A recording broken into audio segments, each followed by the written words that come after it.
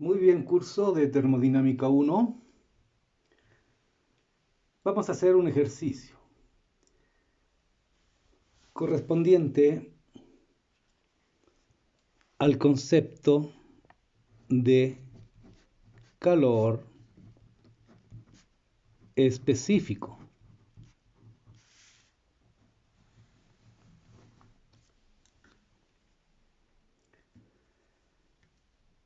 El calor específico lo definen como, digo lo definen, podría de haber dicho se define como, la cantidad de calor que se necesita para elevar la temperatura en 1 grado Celsius de 1 gramo de sustancia.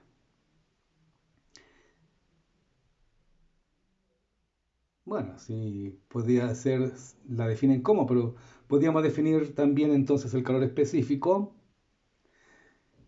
como una cantidad de calor para cada masa y para cada grado, en forma general. Entonces, podemos representarlo a presión constante porque podría haber también un calor específico a volumen constante.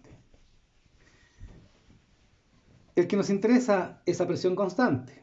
¿Por qué razón?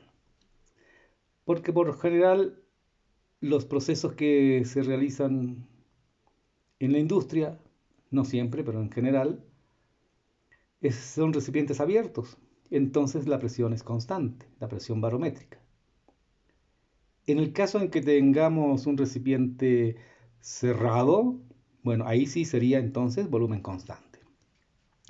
Entonces, el calor específico a presión constante se define como el calor sobre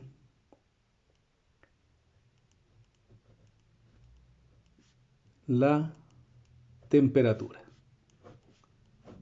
con la restricción de que sea presión constante.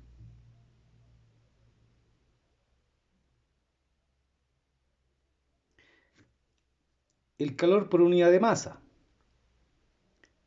podría ser kilojoule por kilogramo. El calor, kilojoule por kilogramo. La temperatura en Kelvin. Entonces tendremos las unidades de calor específico en kilojoule sobre kilogramo Kelvin. En otras unidades también podría ser kilocalorías sobre kilogramo Kelvin o calorías sobre gramo Kelvin o kilocalorías sobre kilogramo grado Celsius. Porque esta es una diferencia de temperatura y una diferencia de temperatura en grados Celsius es igual a una diferencia de temperatura en grados Kelvin. Obviamente la temperatura en Kelvin es diferente de la temperatura en Celsius, pero la diferencia es la misma. Bien, entonces nosotros podemos tener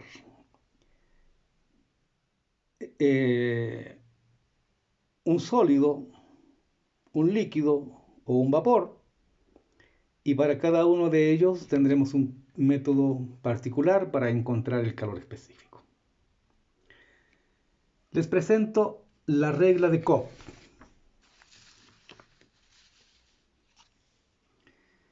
En esta regla de Cobb tenemos contribuciones al calor específico. Fíjense que acá estos calores específicos a presión constante están en calorías sobre mol Kelvin. Algunos autores le llaman calor molar. ¿Por qué? Porque aquí aparece la palabra mol. Otros le llaman calor específico molar. No importa.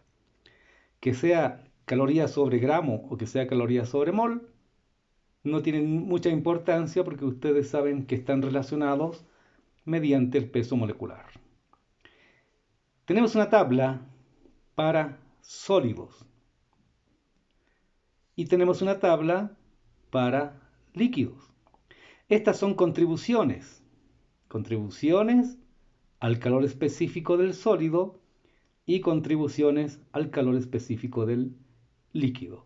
O sea que antes de usar esta tablita, nosotros tenemos que saber si la sustancia está en fase sólida o está en fase líquida. ¿Y cómo se utiliza?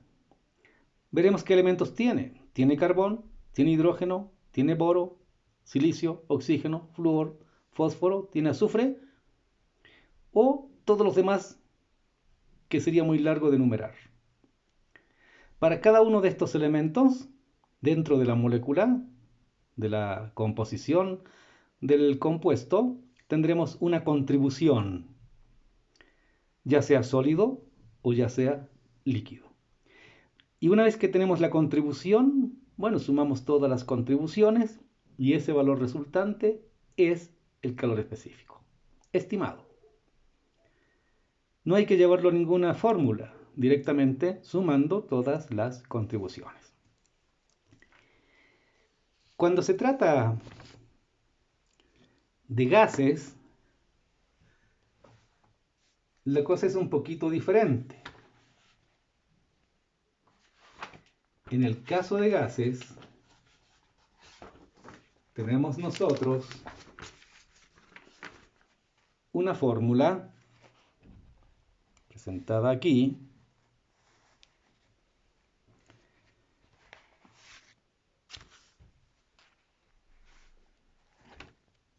para gases ideales. Para gases ideales. Ahí está.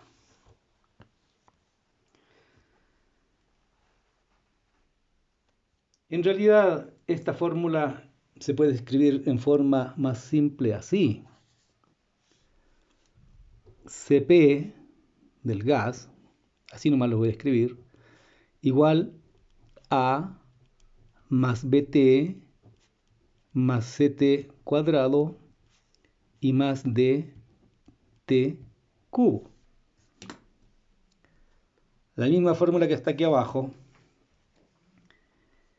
Cp igual, esto significa la constante A. Es Cp vap, o sea, vapor Cp. La constante A para la sustancia en forma de vapor. La otra es Cp vap B. Significa la constante B para la ecuación de Cp de sustancias en forma de vapor. Análogamente acá, Cp vap C sería la constante C y esta otra es la constante D.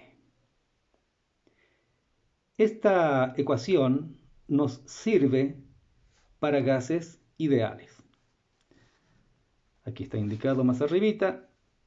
A, B, C y D, ¿qué son? Son constantes para calcular la capacidad calorífica, capacidad calorífica, isobárica, o sea, presión constante, de un gas ideal, con Cp en Joule sobre mol Kelvin. No como las ecuaciones que ya, la tabla que ya vimos antes, que era calorías sobre mol Kelvin. Bueno, este está en Joule sobre mol Kelvin.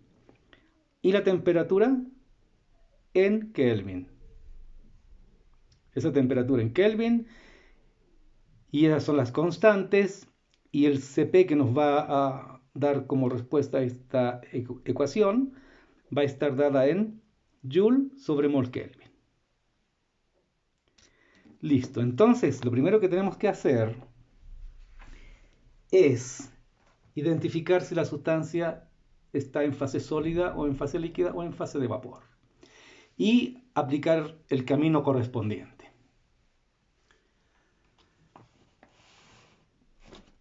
Entonces, para ver esto inmediatamente, vamos a hacer un ejemplo.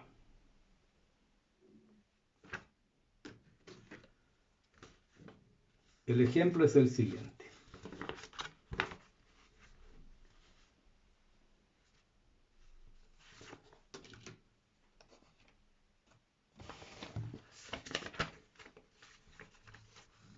Estimar el calor específico de las siguientes sustancias en los estados dados.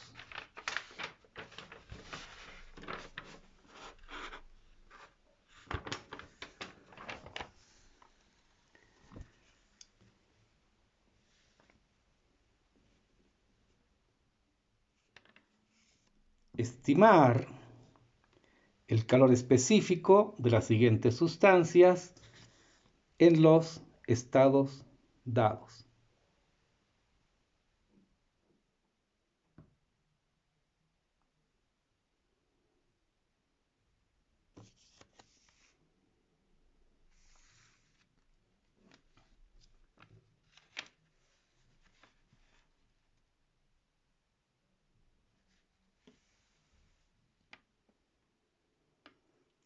Entonces tenemos el inciso A, pirrol a 80 bares y 900 Kelvin. Luego tenemos un inciso B, glicerol a 100 bares y 300 Kelvin. Y el inciso C, para el furano a 1 bar y 400 Kelvin.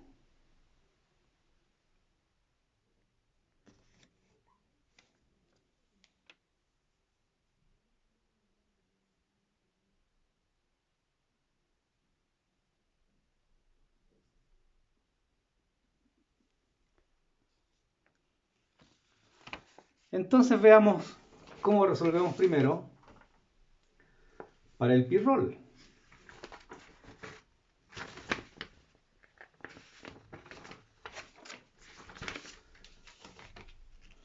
Vamos a buscar al pirrol en un banco de datos para saber más o menos en qué fase se encuentra el pirrol.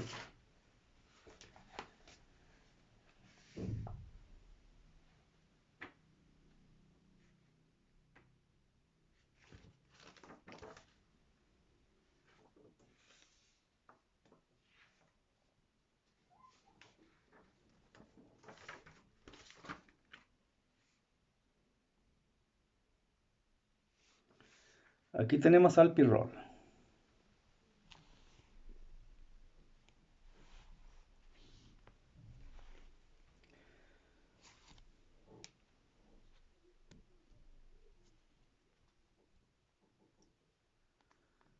En esta tablita es el número 225. La fórmula es C4H5N. Tenemos ahí el peso molecular. Punto de fusión no lo tiene. Punto de ebullición normal 403 Kelvin. Temperatura crítica 639.8 Kelvin. Presión crítica no consigna. Volumen crítico tampoco. No hay Z crítico. No hay tampoco omega, el factor acéntrico. Y hay un momento dipolar de 1.8. Bueno, ahí está el pirrol. Entonces, si nuestro pirrol se encuentra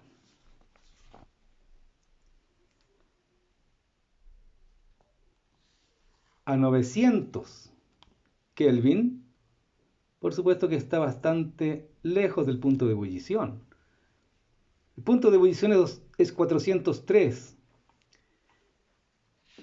Entonces, para 900 Kelvin es más del doble del punto de ebullición. Lo más probable es que el pirrol esté en fase de vapor. Se podría pensar, bueno, y la presión es 80 bares. Sí, puede ser 80 bares, una presión bastante alta, pero no logrará ser líquido. No tiene punto de fusión tampoco, o sea que no tenemos idea a qué temperatura fundiría el pirrol, a menos que la estimemos. Vamos a suponer que el pirrol en estas condiciones es un vapor, es un gas. Entonces, Ya decidido esto, tendremos que utilizar la fórmula para gases. La constante A, la constante B, la constante C, la constante D se encuentran también en tablas.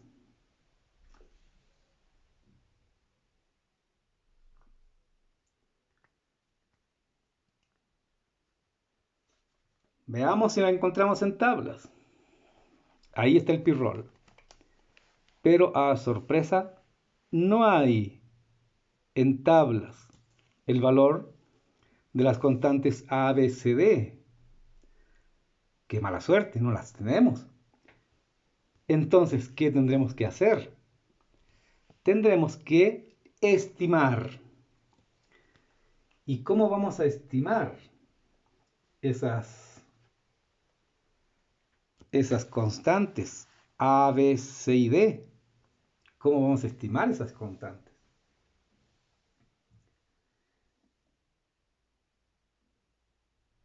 Entonces tendremos un método para estimar la constante.